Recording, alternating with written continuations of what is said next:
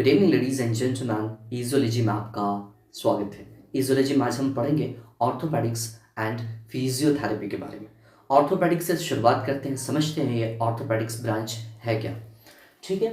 Orthopaedics, the term orthopaedics is drive from two Greek words orthos and pedios. ये orthopaedics term जो है कहाँ से लिया गया है? दो ग्रीक वर्ड से लिया गया है, ग्रीक शब्द से लिया गया है। ऑर्थो एक पेडियोस। ऑर्थो का मतलब होता है स्ट्रेटनिंग, किसी भी चीज को स्ट्रेट करना, सीधा करना। पेडियोस मतलब होता है मीन्स चाइल्ड। ठीक है। देन ऑर्थोपेडिक्स का मतलब हो गया straightening of something of child. ठीक है, किसी भी चाइल्ड का, किसी भी बच्चे का स्ट्रेटनिंग करना, स्पेशली लिम्स का स्ट्रेटनिंग करना, ठीक करना। Originally, the field of orthopedics was limited to manipulating and correcting the deformed limbs in children. ठीक है। Originally, इसकी जो पहले की डेफिनेशन है ऑर्थोपेडिक्स की, उसमें बच्चों के पैर में, लिम्स में, हाथों में या फिर किसी भी तरह की डिफॉर्मिटीज आ गई हो इन लिम्स में, उसको मैनिपुलेट करना या फिर स्ट्रेट करना, करेक्ट करना, उसको ठीक करना ऑर्थोपेडिक के ब्रांच का काम था। ठीक है। ये एज ओल्ड डेफिनेशन थी इसकी। Through the remarkable advancement in technology. ठीक है। अब टेक्नोलॉजी के एडवांसमेंट के बाद जैसे जैसे टेक्नोलॉजी बदलती गई, बढ़ती गई, ठीक है, technology has revolutionised the whole process of orthopaedic management. इसने रिवोल्यूशन लेकर के आ गया कि क्या बोलते हैं, ऑर्थोपेडिक के मैनेजमेंट में, ऑर्थोपेडिक के ट्रीटमेंट में टेक्नोलॉजी ने बहुत बदलाव लिया। मेन तौर पे इमेजिंग टेक्नोलॉजी ने बहुत हेल्प किया इसको। ठीक है। Management from correcting deformities in children. ठीक है, ये जिसका काम, इसका करेक्टिंग चिल्ड्रन लिम्स था, उसको ठीक करना, डिफॉर्मिटीज को। It has progressed to the level of organ replantation. ठीक है, इसने अपने आप को प्रोग्रेस करके ऑर्गन को रीप्लांट करने की एडवांसमेंट पर फोकस कर लिया, काम करना शुरू कर दिया।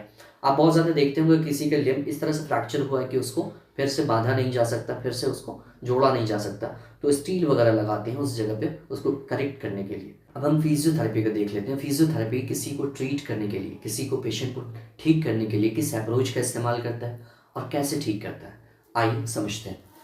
Similarly, the field of physiotherapy which used to be limited to massaging simple movements to the joints।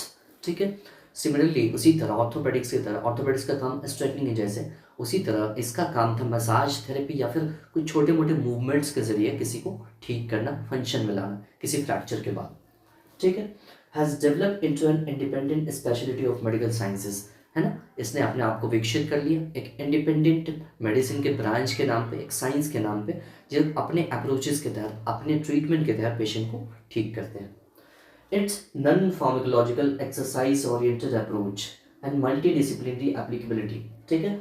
Non pharmacological मतलब विदाउट मेडिसिन के इस्तेमाल किए बिना इस अप्रोच ने, इसने एक्सरसाइज थेरेपी के जरिए, मतलब एक्सरसाइज के जरिए किसी भी बॉडी को, किसी भी लिम्स को, किसी भी बॉडी पार्ट्स में अगर हमारी इंजरी आई है तो उसको फंक्शन में लाने के लिए इस्तेमाल करते थे। एंड मल्टी डिसिप्लिनरी एप्लीकेबिलिटी, और कई चीज़ों का इस्तेमाल करके, इलेक्ट्रोथेरेपी, एक्सरसाइज थेरेपी, कई थेरेपी के जरिए किसी भी बीमारी को ठीक करने के अप्रोच के तहत has widen it's horizon tremendously. इसने इस ब्रांच को, फिजियोथेरेपी के ब्रांच को, हॉरिजन को बढ़ा दिया, ऊपर कर दिया, डेवलप कर दिया। Besides therapy, it's preventive role being recognised all over the globe. पूरे ग्लोब पर इसके जो प्रिवेंटिव केयर का रोल है ना, किसी बीमारी को बढ़ने से पहले बचा लेना, उसके अवेयरनेस के बेसिस पे लोगों को उस बीमारी में जाने से बचा लेना। ठीक है। कोई पेशेंट है वो ऑस्टियोपोरोसिस का शिकार हो सकता है, कई ऐसे सिम्टम्स है, कई चीज़ें हैं, तो उसके लिए क्या प्रिवेंटिव केयर रखना है, उसको फंक्शन में लाने के लिए किस तरह से बचाया जा सकता है, वो सारे अप्रोच फिजियोथेरेपी के तहत आते हैं। आशा करता हूँ ये वीडियो आपके लिए कारआमद होगी, आप इसे समझ पाए होंगे। Thank you very much.